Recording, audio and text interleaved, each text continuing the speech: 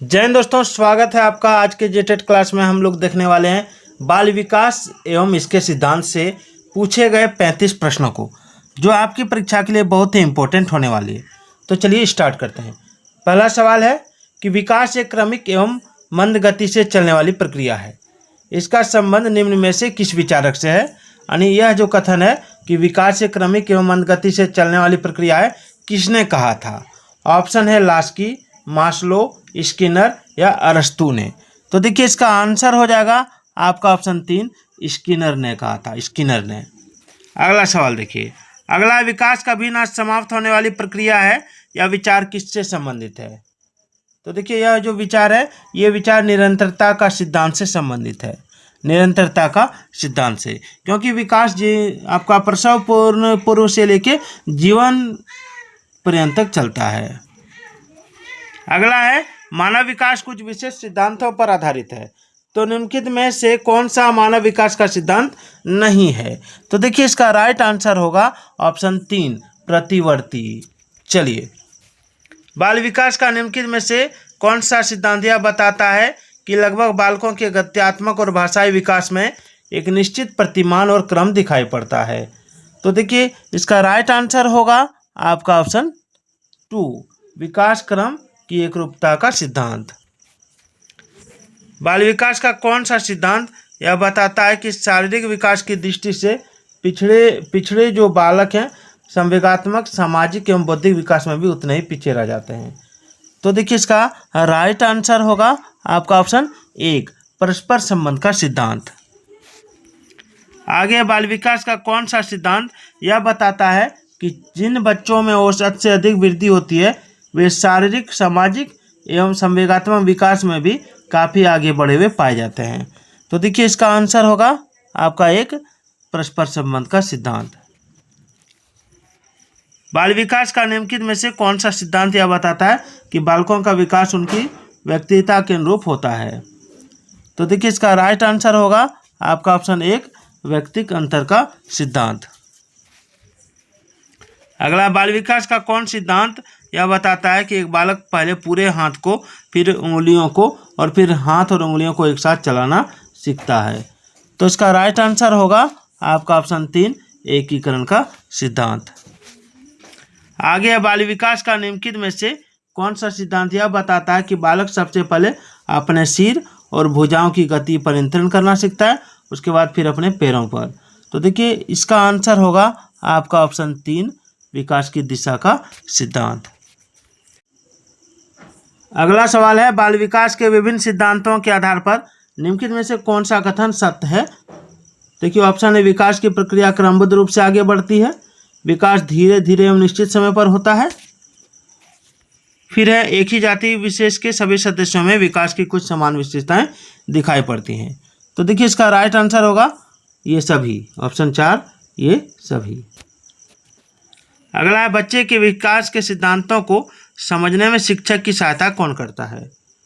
तो देखिए शिक्षक की जो सहायता करता है वो करता है आपका ऑप्शन 3, शिक्षार्थियों की भिन्न अधिगम शैलियों को प्रभावी रूप से संबोधित करने में। चलिए, बाल मनोविज्ञान का अध्ययन निम्नलिखित में से किसके लिए सर्वाधिक आवश्यक है? तो देखिए बाल मनोविज्ञान के लिए जो आवश्यक है वो है आपका ऑप्शन 3, प्राथमिक शिक्षक के लिए। बालक के व्यक्तित्व के सर्वांगीण विकास के लिए यह आवश्यक है कि उसके डैश की जानकारी शिक्षक को हो? तो देखिए इसका राइट आंसर होगा ऑप्शन 2, व्यवहार की जानकारी। बाल विकास के विभिन्न आयामों की जानकारी शिक्षकों के लिए क्यों आवश्यक है?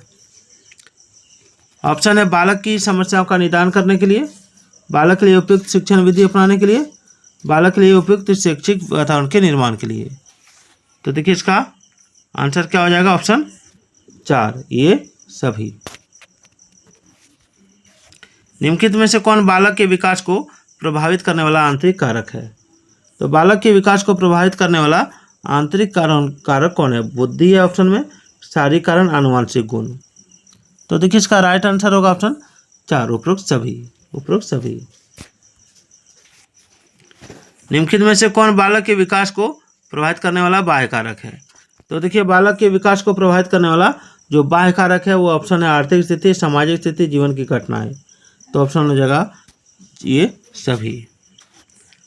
शिक्षक बाल मनोविज्ञान के ज्ञान द्वारा बालकों की बुद्धि तथा रुचियों की जानकारी लेकर शिक्षा देता है, या प्रकृति को जानकर शिक्षा देता है, या आर्थिक स्थिति तथा पारिवारिक स्थिति की जानकारी लेकर शिक्षा देता है, क्या होगा?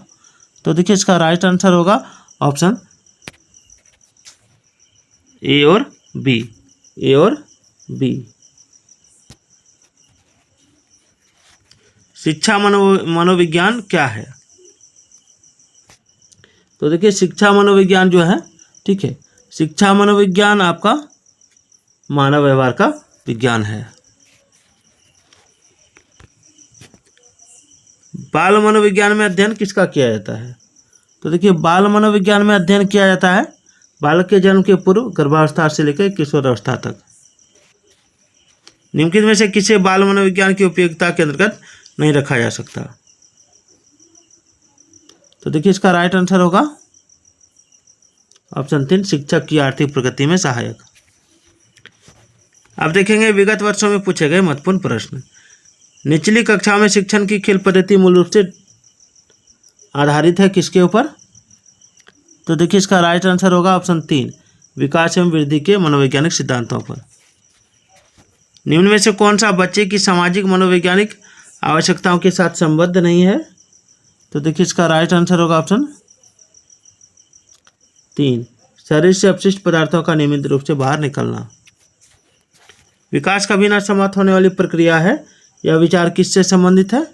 तो यह विचार है निरंतरता के सिद्धांत से। निम्नलिखित में से कौन सा विकास का सिद्धांत है? तो देखिए विकास का जो सिद्धांत है, विकास की सभी प्रक्रिया अंतर संबंधित नहीं है। दूसरा, सभी की विकास दर समान नहीं होती है।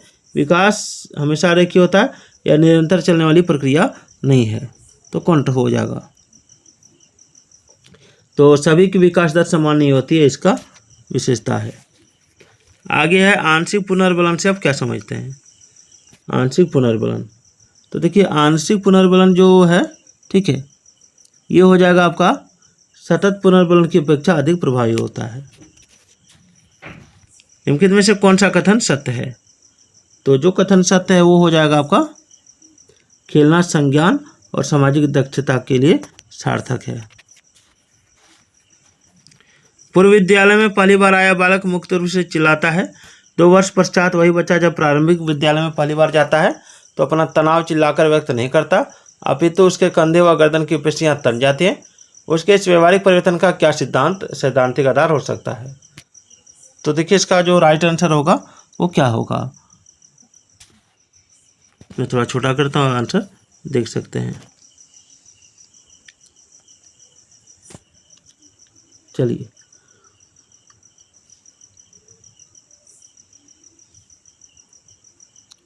इसका आंसर हो जाएगा आपका ऑप्शन 4, विभेद में व एकीकरण विकास के लक्षण हैं।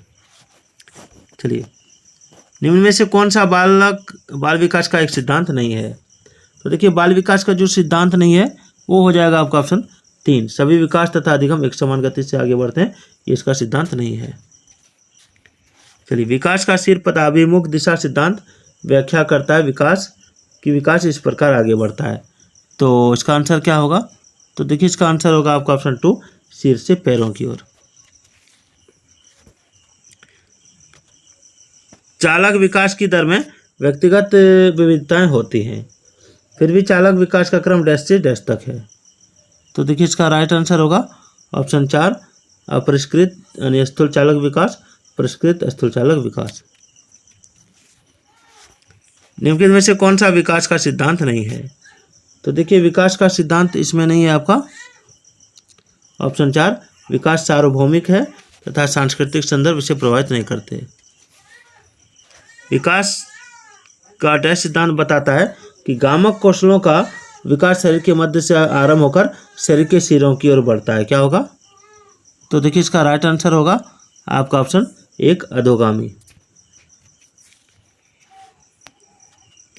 बच्चों के विकास का क्रम समान से विशिष्ट की ओर होता है। पैर से सिर की ओर होता है, अमूर्त से मूर्त की ओर होता है, हाथ पैर से केंद्र की ओर होता है, क्या आंसर हो जाएगा? जल्दी बताइए। तो देखिए इसका राइट आंसर होगा सामान्य से विशिष्ट की ओर होता है।